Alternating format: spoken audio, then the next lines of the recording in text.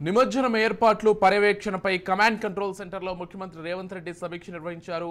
ఈ సమీక్షకు Hyderabad CP CV Anand, ఇతర police ఉన్నతాధికారులు హాజరయ్యారు. గ్రేటర్ హైదరాబాద్ వ్యాప్తంగా 733 సీసీ కెమెరాలతో నిమజ్జన ప్రక్రియను పర్యవేక్షిస్తున్నట్లు సీఎంకు సిపి ఆనంద్ వివరించారు.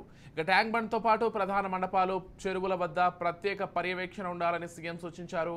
పర్యవేక్షణతో పాటు ప్రతి గంటకు ఒకసారి సిబ్బందికి కమాండ్ కంట్రోల్ నుంచి సూచనలు ఇచ్చి అలర్ట్ చేయాలని, సమస్యాత్మక ప్రాంతాలపై ఎక్కువ దృష్టి పెట్టాలని సీఎం తెలిపారు.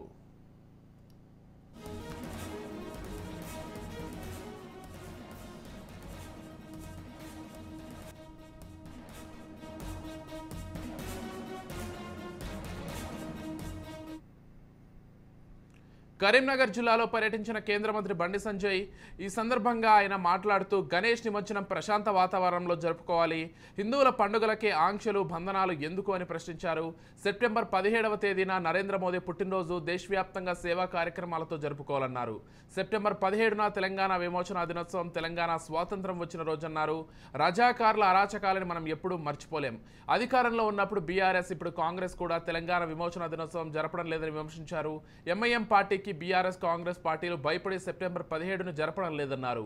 వీరుల బలిదానాలని, త్యాగాలని బీఆర్ఎస్, కాంగ్రెస్ మర్చిపోతున్నాయని బండి సంజయ్ అన్నారు.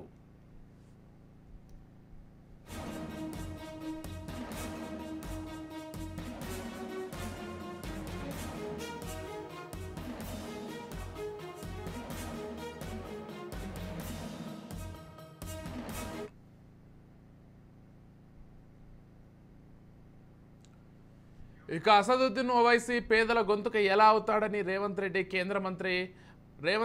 కేంద్ర మంత్రి బండి సంజయ్ ప్రశ్నించారు. ఎవరికి సేవ చేశాడు? ఓవైసీ కాలేజీని హైడ్రా ఎప్పుడు కూల్చుతుందని అడిగారు. ఎవరు అధికారంలో ఉంటే వారి సంఖలోకి వచ్చి కుమ్ముకాసే పార్టీ ఎంఐఎం. మేమంతా సర్దార్ పటేల్ వారసులం. మా ప్రభుత్వం ఏర్పడిన తర్వాత ఆగస్టు 15 లాగా తెలంగాణ విమోచన దినోత్సవం అధికారికంగా జరుపుతామని ఆయన అన్నారు. మొన్నటిదాకా హైడ్రా లొల్లి, ఇప్పుడు విగ్రహాల లొల్లి. 6 గ్యారంటీల అమలు నుంచి దృష్టి మరల్చడానికే ఈ విగ్రహాల లొల్లి అని మండిపడ్డారు. ఓటుకు నోటు కేసు బీఆర్ఎస్ చేతిలో ఉంది, ఫోన్ ట్యాపింగ్ కేసు కాంగ్రెస్ చేతిలో ఉంది. అందుకే లోపాయకారి ఒప్పందం చేసుకున్నారంటూ ఆగ్రహం వ్యక్తం చేశారు.